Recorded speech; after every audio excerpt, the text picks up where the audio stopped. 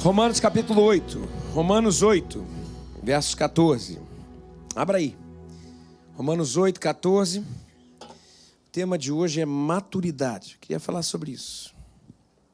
Maturidade. A gente vai ler do versículo 14 ao versículo 19. Romanos 8, 14 e 19. O que a gente pensa quando a gente fala sobre o que é ser uma pessoa madura? Talvez a gente pensa em maturidade, alguém que é independente. Independência financeira, independência geográfica. Assim, o cara se mudou de casa, o cara tem filhos. Nós associamos maturidade à independência.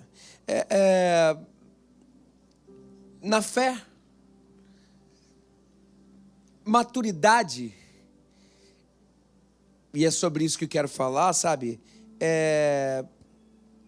Tem a ver também com alguém que consegue fazer gestão de vida. Tem muito crente hoje que vive uma eterna adolescência na fé, imaturidade na fé. É criança quando convém, é adulto quando convém, sabe? O adolescente é isso. O adolescente tem responsabilidade de criança, mas tem biologia desenvolvida muitas vezes de adulto, sabe? Então, os adolescentes na fé são pessoas com direitos de adultos e com o direito de criança junto, do jeito que convém, sabe? E tendo como único crivo o prazer para escolher. Se eu gosto, eu escolho. Agora eu sou criança, mas eu me eximo das responsabilidades de pagar a conta do que fiz. Agora eu sou adulto, por quê? Porque eu quero ter autonomia no que vou fazer, sabe? Será que você está vivendo uma adolescência ou uma criancice em termos de fé? É isso que eu queria problematizar hoje. Será que você amadureceu de verdade? Será que você cresceu de verdade? Eu tenho uma tese. A minha tese é a seguinte: hoje a igreja brasileira cresce, mas só com criança. Cresce e se espalha na profundidade de um mar, mas na abrangência de um mar, mas na profundidade de um balde. Essa é a minha tese, quer ver?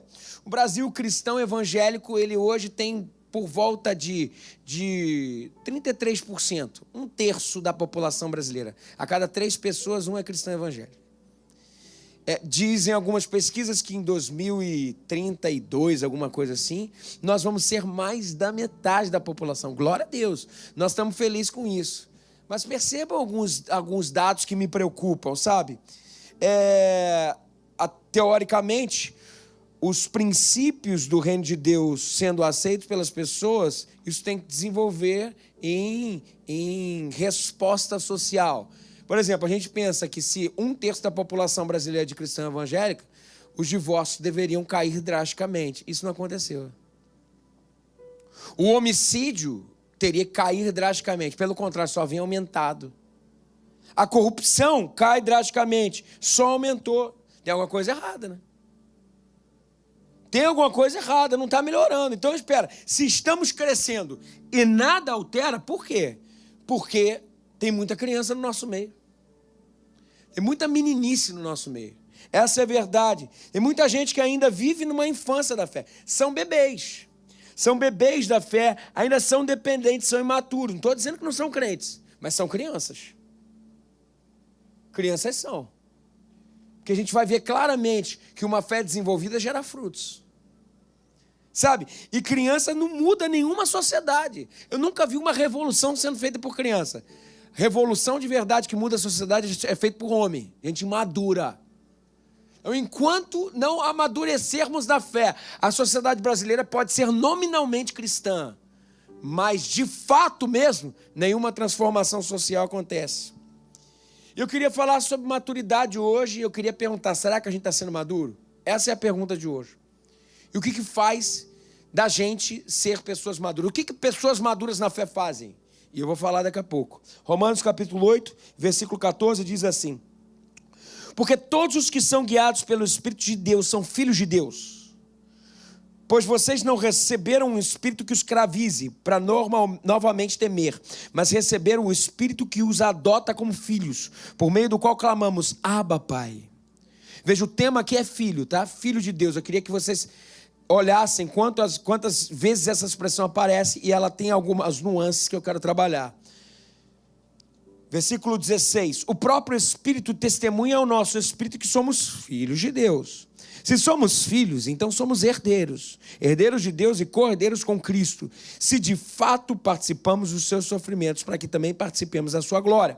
Considero que os nossos sofrimentos atuais não podem ser comparados com a glória que em nós será revelada.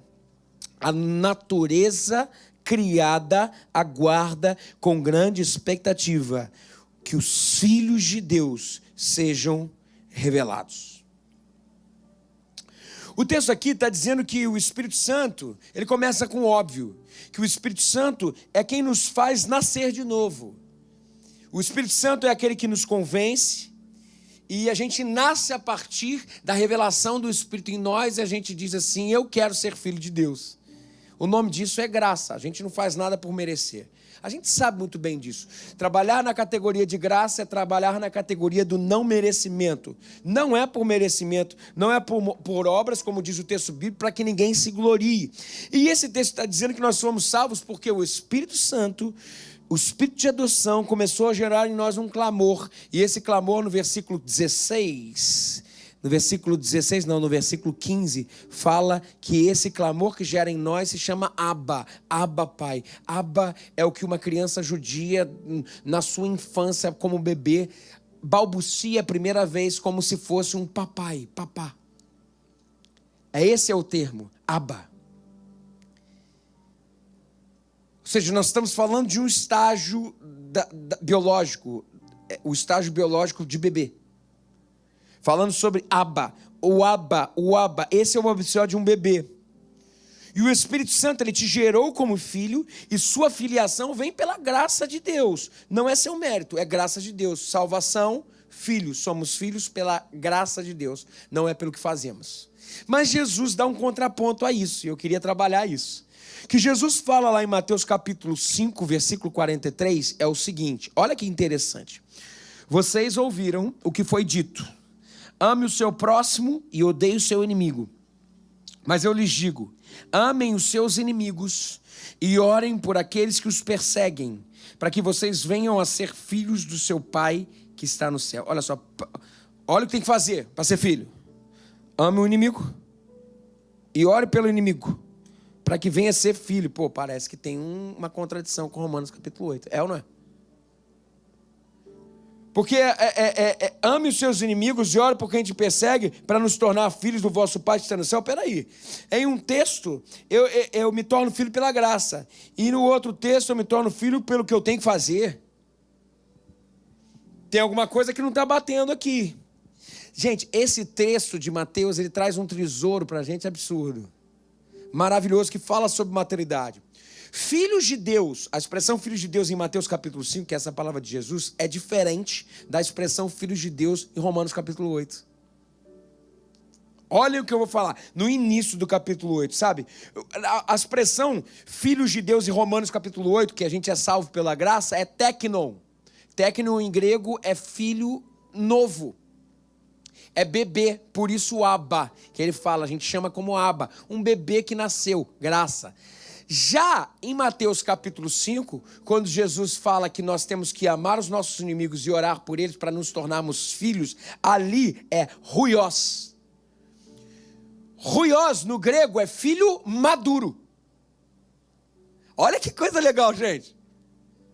Huios no grego é filho maduro. Então, em Mateus capítulo 5, para a gente se tornar um filho maduro, a gente tem que fazer. A gente tem que amar o inimigo. A gente tem que orar por ele. E aqui tem um princípio importante. Preste atenção no que eu vou falar. Se tornar um filhinho, um teknon, nascer não custa nada. Já se tornar um filho maduro custa tudo. Tem algo que nos cabe. Se tornar um teknon é de graça, misericórdia do Senhor. Mas se tornar um huios, um filho maduro, é fruto do seu esforço. Agora, a coisa mais incrível é porque em Romanos capítulo 8, ele fala que o Espírito Santo comunica ao nosso espírito, nos dando a certeza de que só nós somos filhinhos, teknon, filhos novos, filhos que são salvos pela graça. Mas em Romanos capítulo 8, no versículo 19, no final, também termina dizendo que é uma ardente, isso é bonito, expectativa pela manifestação dos filhos de Deus. Sabe que filhos de Deus é esse aí no versículo 19? Você sabe qual é? É tecno ou é ruios? É ruios. A criação espera a manifestação dos filhos maduros de Deus. São esses que mudam.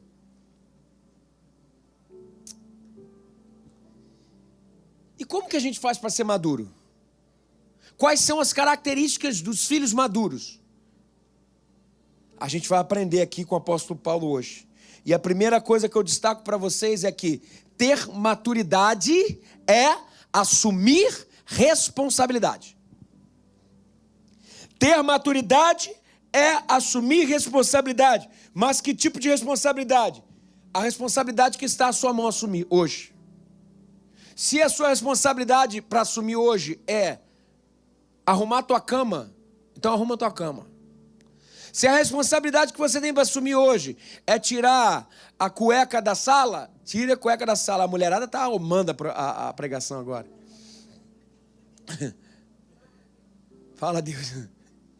Se a responsabilidade que tem para assumir hoje é botar a louça para lavar, bote a louça para lavar. Assumir responsabilidade que vem à sua mão para você assumir. Gente, o princípio, assumir a presidência do Brasil e arrumar a cama é o mesmo princípio. É assumir responsabilidade. Só que nós estamos querendo assumir a presidência do Brasil antes de arrumar a cama. Nós estamos querendo protagonizar em algo antes de passar pela primeira fase. Antes de fazer a primeira coisa. Gente, Romanos capítulo 8, versículo 16, a gente leu aí, eu vou ler de novo. Olha que coisa interessante. O que é assumir responsabilidade? O texto nos fala. O próprio Espírito testemunha aos nossos espíritos que somos o quê? Filhos de Deus. Aqui é ruios ou tecno?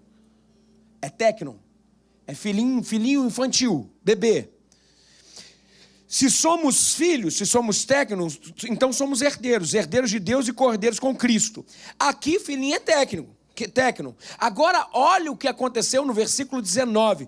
Fala-se no versículo 19 que a criação aguarda com ardente expectativa a manifestação dos ruios de Deus, dos filhos maduros de Deus. 17, versículo 16, 17 é tecno, é filho jovem, filho bebê. 19 é filho maduro. Vem cá, a pergunta é, o que tem no meio aí que a gente precisa fazer para se transformar de filho jovem para filho maduro? O versículo 18 fala. O que transforma tecno em ruios? O que transforma bebê em homem maduro, mulher madura? Versículo 18 fala assim, ó. Considero que os nossos sofrimentos atuais não podem ser comparados com a glória que em nós será revelada. Aqui eu destaco o sofrimento. Sofrimento, ou seja, o que transiciona alguém de tecno para ruios se chama sofrimento. Mais do que isso, se chama abraçar o sofrimento. Filhos maduros abraçam o sofrimento. Filhos maduros não têm medo de crescer, e crescer é sinônimo de sofrer. Outro dia, tem um amigo meu, que é muito amigo meu, ele é pastor também, ele sempre fala sobre isso. Ele fala que quando ele era criança, ele começou a ter um monte de dor nas juntas. A mãe dele levou ele para o hospital, para o médico, falou, doutor, ele está com dor, e analisa, e faz aquele exame que faz assim. Não, o doutor falou, olha, fiz todas as análises preliminares, não tem nada não. Mas como assim não tem nada? Meu filho está sentindo dor. Ele falou, só tem uma justificativa para essa dor. O seu filho está crescendo. Crescer dói.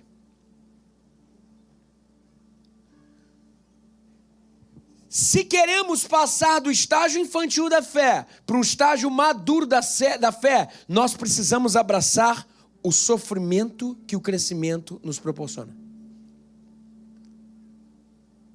Gente, olha só que coisa interessante isso. Não tenha medo do sofrimento. Abrace a responsabilidade de crescer. Maturidade requer abraçar responsabilidade. O problema é que a gente espera ser maduro para ter responsabilidade. É o contrário. A gente se responsabiliza para amadurecer. Prestar atenção nisso aqui. A gente não estou maduro para essa coisa. Não, não, não. É o contrário. Se a responsabilidade me chegou, eu me responsabilizo. Eu sofro o que faz parte. E eu cresço. Do que eu estou falando quando eu falo sobre assumir responsabilidade? É ir falar assim, ei, passa esse problema para mim para cá, me dá esse sofrimento, eu estou assumindo esse sofrimento. Gente, é exatamente isso quando acontece quando a gente se transforma pai, a gente se torna pai. É ou não é? Quando a gente se torna mãe. Quando a gente se torna pai e mãe, antes, quando a gente é filho, a gente senta para almoçar, papai e mamãe botam comida para a gente come. Aí, eu quero sobremesa, a torta da sobremesa está lá gostosa. O que a gente faz? A gente pega para a gente. Quanto mais, melhor. Aí a gente casa. E o que a gente faz com a torta da sobremesa? Meio a meio. Eu espero que esteja sendo feito assim. Meio a meio. Aí quando chegam os filhos, o que a gente faz? Ainda dá tudo para os filhos. Os filhos batem na nossa cara, a gente sai feliz ainda. Por exemplo, ontem no jogo do Fluminense. Não, peraí, não, vou falar sério. Peraí. Não, peraí. Não, vou falar sério. A minha maior alegria ontem, quando foi ver o Fluminense ganhar, foi ver o Theo feliz. E eu vou confessar, não é só o Theo feliz, não, meu pai também. Meu pai, 121 anos, o Fluminense não ganhar, 121 anos. Não é para rir. Daí eu cheguei pro meu pai e falei, pai, esperei 40 anos para ver isso. Meu pai falou, eu esperei 70. Então saiu ganhando, só 6 anos. Eu falei, filho, tu deu sorte, filho. Mas por quê? Porque quando a gente se torna pai, a gente já não se importa muito mais. É o meu filho. Eu me responsabilizei pelo outro. Aí eu vi, por exemplo, semana passada nós fizemos Vida Vitoriosa. E o Vida Vitoriosa é um momento muito gostoso com Deus. Chegou um determinado momento que um amigo meu ministrou uma das palestras, o Luiz Cláudio. Eu cheguei e falei para ele, aí o Senhor estava tratando as pessoas, eu vendo a igreja, 150 pessoas, sabe, recebendo do Senhor, sendo tratado pelo Senhor. Eu falei para o Luiz Cláudio, cara, não tem alegria maior que ver meus filhos na fé, recebendo do Senhor. Sabe, é esse estágio da fé em que o outro e o pé lavado do outro e a experiência do outro que você construiu na fé, que você se responsabilizou, o outro indo, é mais legal do que eu conquistando alguma coisa. Maturidade é abraçar o sofrimento do outro e se responsabilizar pelo outro. Não se é maduro para se responsabilizar, se responsabiliza para amadurecer. É o contrário.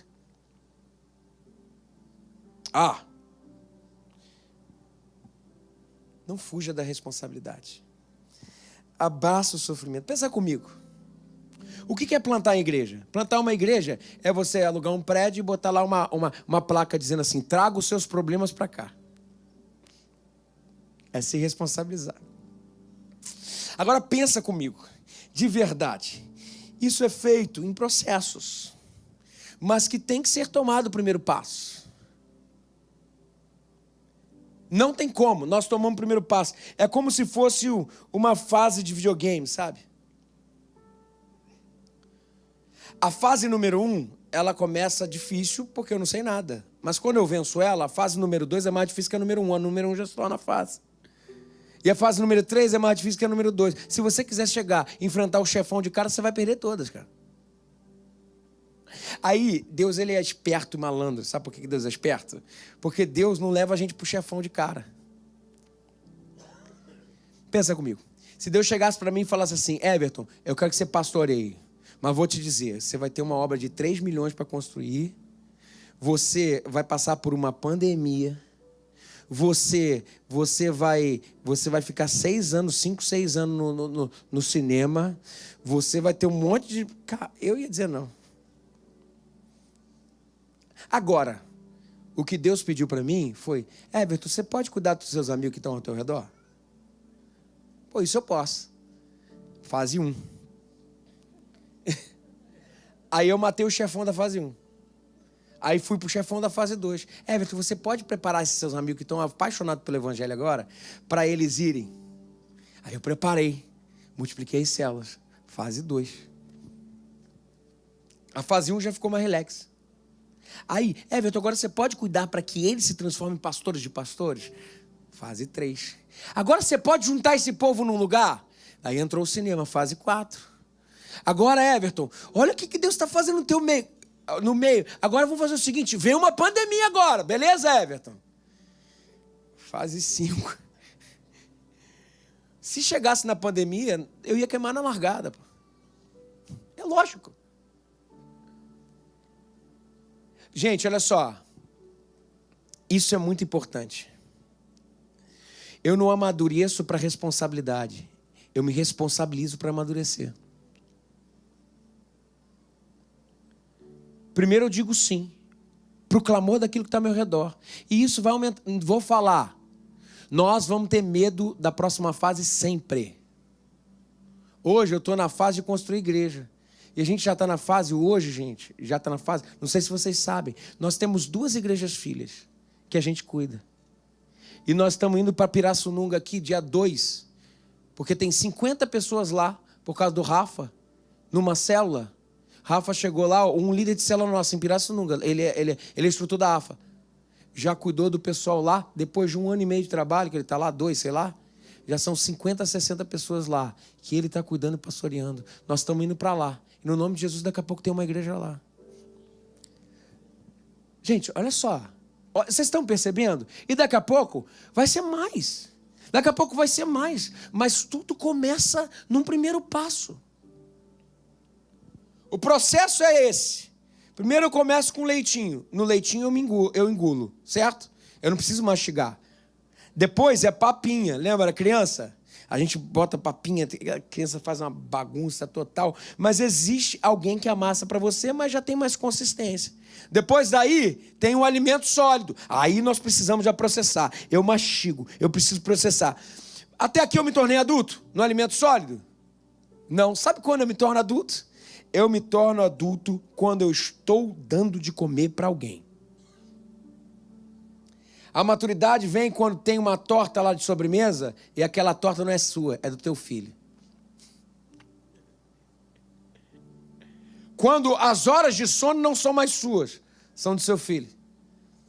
Quando o lazer não é mais seu, mas assistir Galinha Pintadinha com seu filho.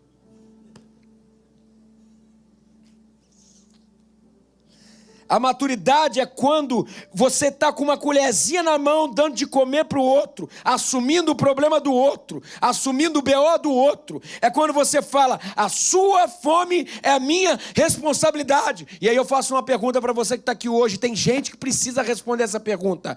Quem são os maduros dessa igreja que vão assumir os infantis no nosso meio? O último batismo foram 30 e poucos batizados.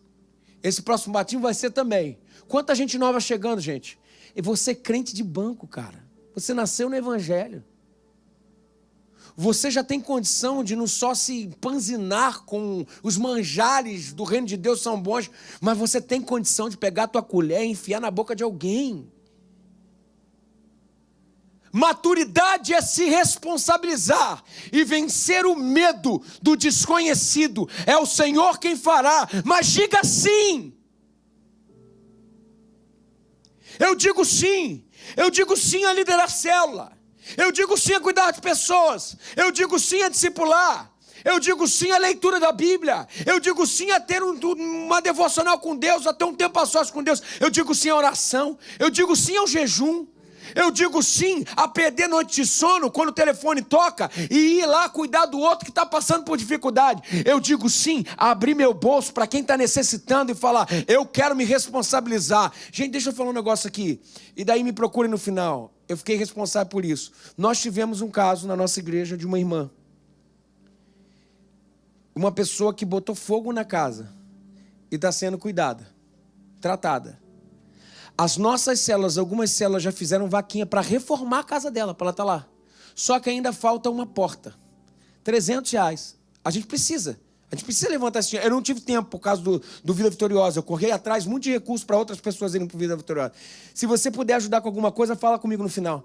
Para a gente colocar essa irmã de novo na casa dela com os filhos. Tá bom, gente? Eu digo sim a abrir o meu bolso para quem precisa. Vocês entendem isso, gente? A maturidade, amadurecer é se responsabilizar. crescer em maturidade está diretamente relacionado com vencer o medo. É vencer o medo do processo. Não tem jeito, pessoal. Só ganhamos maturidade na fé quando abraçamos o sofrimento e não nos paralisamos pelo medo. E quais são os medos que você tem hoje para abraçar? Quais são eles? Qual é a fase que você hoje tem que jogar para ir para a próxima fase? Talvez você está aqui na nossa igreja e está recebendo. Chega uma hora, cara. Maturidade não é receber comida, mesmo que seja comida sólida. Maturidade, amadurecimento, é você pegar a sua comida e dar para alguém comer. Eu vou dar um exemplo de uma líder na nossa igreja, que foi cuidada, foi tratada, foi abençoada por muito tempo. E falava claramente assim, olha, célula, comigo nunca, liderar pessoas nunca, pastorear gente nunca. Você está louco, ter problema com o outro e tal e tudo mais. Mas o Senhor foi ministrando no coração dela. Ela foi sendo transformada pelo Evangelho. Até que chegou um dia que a gente foi tomar um café lá em casa. E ela falou assim, pastor, tem que falar um negócio para você, eu estou sendo muito mesquinho. Por quê? Porque é injustiça da minha parte eu ter sido cuidado e tratado.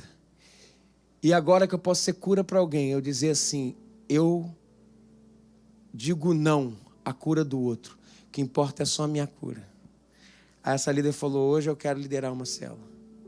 Essa líder começou a liderar uma célula na nossa igreja. E hoje ela lidera mais de 400 pessoas. Que é a Érica que está aqui. Ó. A Érica e o Romulo. A Érica um dia disse sim para o Senhor, cheio de medo, que até hoje tem. A Érica fez o clamor pelas nações essa quarta-feira. Ela disse não para mim. Ela chegou para mim e falou assim, não. Pastor, eu não estou preparado, pastor. Eu falei, Érica, peraí. Você está me dizendo que você não pode orar, ler um texto bíblico e orar de novo? Mas eu não me sinto preparada. Eu não sei o que fazer. Eu falei assim, não vou aceitar teu não. Aí ela foi. E sabe o que ela está fazendo? Ela está se responsabilizando, vencendo o medo, para ela amadurecer.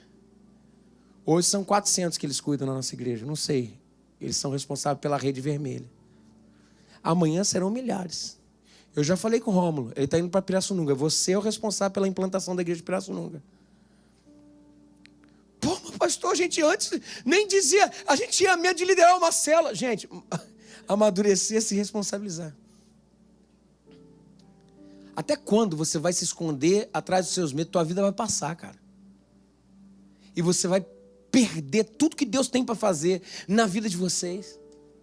Maturidade é se responsabilizar. Só alcança a maturidade quando deixamos de nos alimentar para alimentarmos outros. Quando paramos de comer papinha para gerar alimento. Quando abraçamos o sofrimento alheio e não nos paralisamos pelo medo. Só alcança a maturidade quando assumimos responsabilidade. Qual é a responsabilidade que você precisa assumir essa manhã? Qual é ela? Aquela que você está com medo, que é com medo mesmo. Você pensa que eu sou seguro de tudo que faço? Eu tenho medo, gente. Eu tenho só uma vida. E é o Evangelho de Jesus, não é para mim. Então eu vou e faço. Pô. Diga sim. Gente, diga sim. Os campos estão brancos, prontos para a colheita. Falta o quê? Ceifeiro. Diga sim a cuidar de gente. Diga sim a amadurecer. Diga sim a viver no centro da vontade de Deus e o extraordinário dele para a sua vida. E por último eu vou acabar. Primeiro, maturidade é se responsabilizar. Segundo, maturidade é ter uma fé centrada em Deus e não nas circunstâncias. Deixa eu explicar o que eu quero dizer com isso. Eu vou contar uma história de alguém que foi imaturo. Jacó. Jacó tinha brigado com seu irmão, que na verdade tinha roubado a primogenitura do seu irmão, saiu fugido de casa, para ir para a casa do seu sogro Labão. Quando ele saiu fugido de casa, ele parou num lugar para descansar e ele teve uma visão, num sonho. O lugar Betel, ele chamou aquele lugar. Ali ele teve um sonho, era uma teofania. O que é a teofania? A manifestação de Deus. Uma manifestação de Deus. É como se anjos estivessem descendo e subindo. Subindo e descendo. Subindo e descendo da escada. Eram os anjos. E ali Deus falou profundamente com ele. Quando Deus falou profundamente com Jacó ali, Jacó acordou daquele sonho. Pô, Deus falou que ia dar proteção para ele no sonho. Ia dar tudo. Olha o que Jacó fez. Um voto. Está no versículo 20, de Gênesis capítulo 28. Olha o que Jacó fez.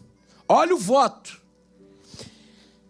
Então Jacó fez um voto dizendo: se Deus estiver comigo, cuidar de mim nessa viagem que estou fazendo, prover-me de comida e roupa, e levar-me de volta em segurança à casa de meu pai, então o Senhor será o meu Deus, e esta pedra que hoje coloquei como coluna servirá de santuário de Deus, e de tudo que me deres, certamente te darei o dízimo. A primeira reação, gente, que eu tenho, sabe, quando eu leio essa história, é colocar a mão na cabeça e falar: que cara sem noção, meu irmão.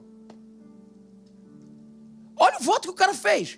Vê se não é um negócio sem noção, gente. Olha aqui, olha aqui. Ele tem um sonho, ele experimenta uma manifestação divina, Deus está do lado dele dizendo: eu estou com você, eu vou cuidar de você, eu farei você uma grande nação através de você, eu vou te abençoar. E depois disso, ele tem a capacidade de dizer: se Deus estiver comigo, se Deus me der comida, se Deus me der roupa, se Deus me abençoar, se Deus me trouxer de volta em segurança, então Ele será meu Deus. Sem noção, pô. Essa é a fé imatura. Qual é a fé imatura? A fé imatura é a fé do se, então. Vocês estão entendendo? Fé imatura é a fé do sim, então. O que o Jacó espera dessa experiência com Deus é comida, casa, roupa lavada, né?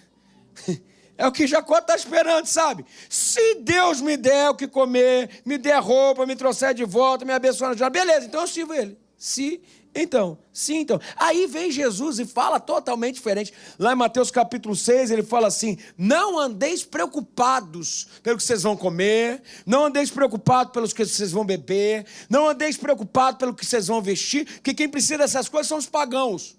Quem precisa dessas coisas é quem está lá fora, são os ímpios. Quem não conhece Deus de Israel, que se preocupa com essas coisas. E como que a gente descreveria essa fé infantil? Eu diria que era uma fé em desenvolvimento, uma fé em experimentação. A fé imatura, a fé desconfiada, ainda não sólida, inconsistente, é a fé do se, então. Se Deus me fizer, então eu faço. Se Deus falar, então eu faço. Se Deus não fizer, então eu não faço. Se Deus não falar, então eu não sirvo. É a fé no seu estado primitivo. Outro dia escutei alguém orando e orou assim: Senhor, me dê tal coisa, porque se eu tivesse pedido para o Deus das encruzilhadas, eu receberia. Essa é a fé de Jacó. É a fé do se e então. É a fé que olha Deus como um parceiro de negócios. Muito diferente da outra fé que eu vou apresentar para vocês agora. A fé madura é a fé de Abacuque.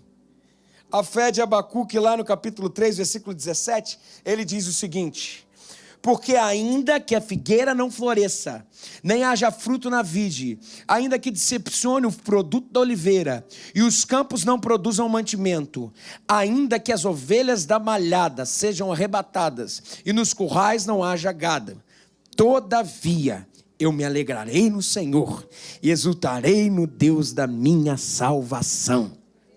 É bonito. Ainda que, todavia. É a fé do ainda que, todavia. Não é a fé do sim, então. Não é a fé que submete Deus ao escrutínio das circunstâncias. É uma fé em que Deus está para além das circunstâncias.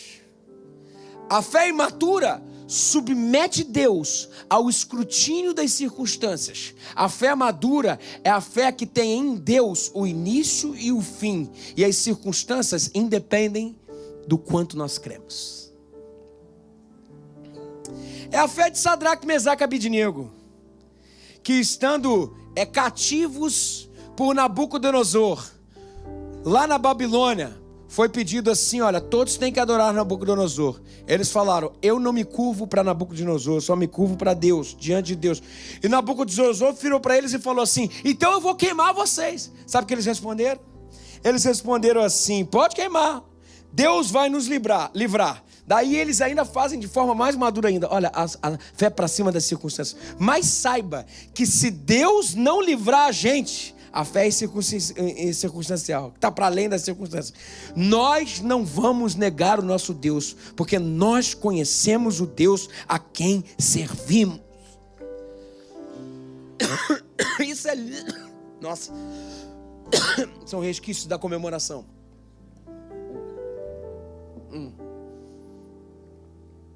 Gente, isso é lindo demais, sabe? Porque a nossa fé não é do âmbito do sim e então.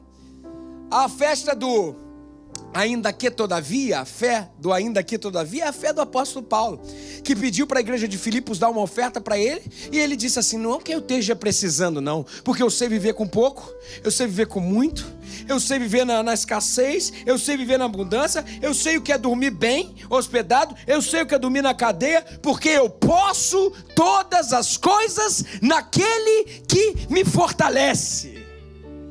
Não é uma fé do sim, então. É uma fé do tipo ainda que todavia. A minha fé coloca Deus acima das circunstâncias.